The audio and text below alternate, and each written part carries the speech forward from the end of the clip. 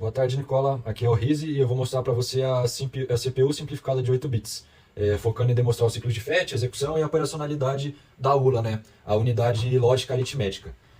Bom, eu vou começar mostrando aqui para você o DataPath, o que acontece dentro do DataPath aqui. Dentro do DataPath é onde a gente interconecta os principais componentes, como a própria ULA, os registradores de memória e assim permitir o fluxo de dados entre eles, né? Dentro do DataPath eu tenho o input do WBus, e as entradas dos registradores aqui. Tenho também a operação da ULA, né, como eu mencionei aqui. E, bom, acho que faltou explicar. Tem o clock e o reset. Também acho que faltou explicar o que é o WBus, né? O WBus basicamente é o barramento principal que transporta os dados entre os diferentes componentes da CPU, né? Como a ULA e a própria memória dela. Esse componente de saída aqui, a gente tem um multiplexador, que é onde ocorre a seleção do que vai sair ou vai entrar no próprio WBus. Tipo, se ele vai dar a saída dos registradores, das operações aritméticas que acontecem na ULA, ou se o valor que está no IR também pode dar o valor da memória, né? Que também entra o valor ou o valor do PC, que pode entrar, né? Aqui a gente tem o nosso IR e o nosso opticode também. Bom, aqui a gente pode observar a ULA, né? Vamos entrar aqui para explorar um pouco mais sobre ela, né? Aqui a gente tem o nosso divisor, nosso multiplicador. Os dois são de 4 bits. Entra 4 bits, sai 8 bits.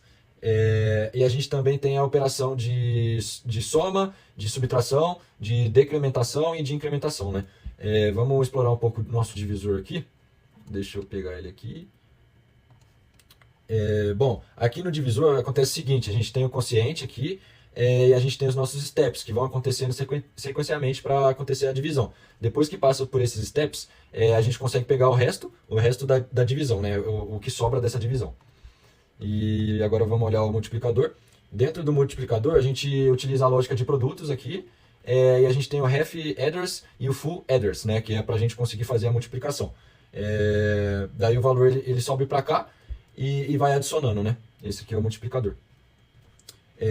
Bom, vamos agora passar pro 8-bit adder, né, que é a parte de soma, que a gente consegue ver melhor o que acontece dentro dele. Aqui a gente tem o nosso adders, né, são 8 simples adders, que é nada mais nada menos do que eles fazem adicionar um bit, né? Então no final esses 8 adders aqui registradores estão adicionando um bit. O subtractor é a mesma coisa, só que ao contrário. A gente pode ver aqui que eu uso um 8-bit adders aqui, então só que ele está ao contrário. E bom, aqui a gente tem o shift lefter, que eu utilizei 2 splits só para mudar o lado dele, basicamente. E tem o decrementador e o incrementador, né, que na teoria ele incrementa e decrementa uma unidade ali.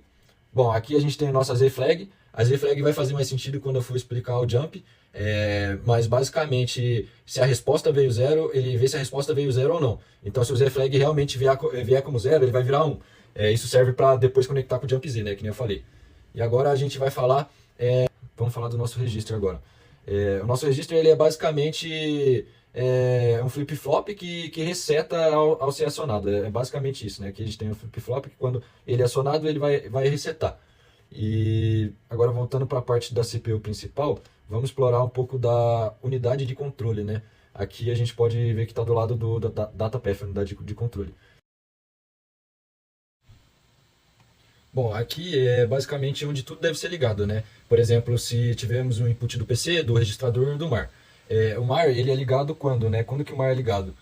Quando acontecer o input do barramento do WBus. O input do registrador B acontece quando for algo de soma, divisão, loading, multiplicação ou subtração. Aqui para o out, só rola quando o sinal for de out. Para o PC, né? Aqui para o PC, ele vai acontecer o sinal apenas quando o sinal do jump ou a Z-flag for igual a 1.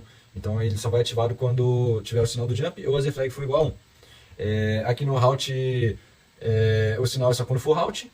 E aqui embaixo é onde é o seletor do barramento para o WBus, né? Aqui a gente tem como se fosse uma espécie de mini-ROM, uma espécie de mapa, né? Como se fosse um dicionário aqui dentro. Onde ele vai meio que fregar as minhas operações, né?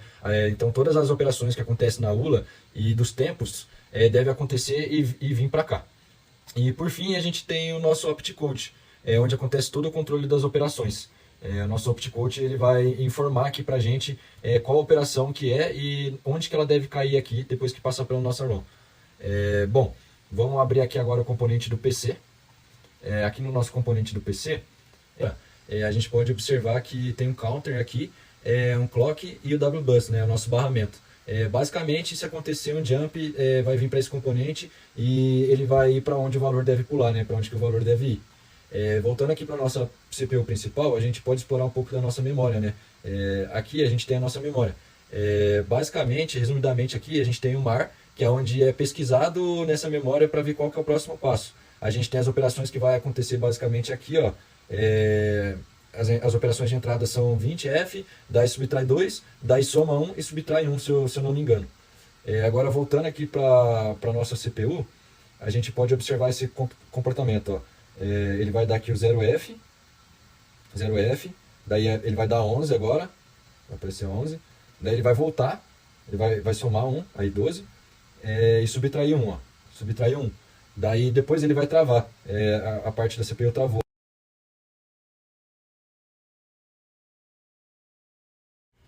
Bom, agora para ele fazer outras operações, né, tipo incrementação, um contador, subtrair, eu preciso trocar algumas coisas no endereço de memória aqui, para que ele possa fazer as operações certo, né? Para quando chegar no zero, fazer o jump if pro out. Daí ele vai ficar no jump normal e depois ele vai ir pro jump if de novo. Eu anotei aqui as operações para ficar mais fácil, vou dar um copy paste aqui.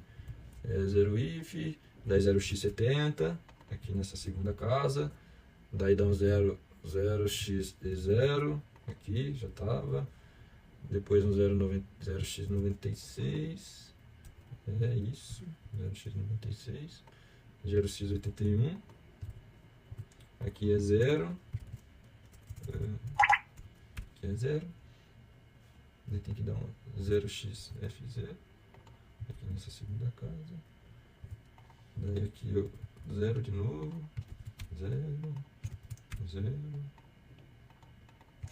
0 aqui, opa, não faz 0, não faz 0, ok aqui, save, e dá o play aqui para rodar. Daí a gente pode observar aqui acontecendo esse ciclo, né? Dou play, daí é só esperar que ele vai dar um tempo e ir pro jump Z e depois ele vai parar, ó. Onde é que ele vai travar? Foi pro 1, daí vai chegar no 0 e vai travar, ó.